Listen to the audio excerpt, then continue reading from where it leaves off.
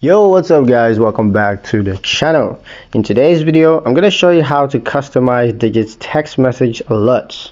You want to control what kind of text alerts that you get from Digit? Well, let me show you how to customize our text alerts in just a few minutes.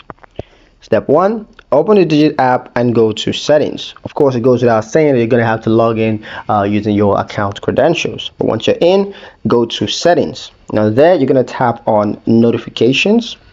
And next you need to select text message alerts. Now here you can choose which alerts to receive via text. Could be savings transfers, goal milestones, or even overdraft warnings. Once you've decided on which alerts you want to receive, go ahead and toggle on and off the alert that you want and the ones you don't want. Once that's done, save your preferences, and now you only get the text alert that matters to you. No spams, just the important updates. If you found this helpful, hit like and subscribe for more quick Digit tips, and don't forget to ring that notification bell so you never miss another update in the future.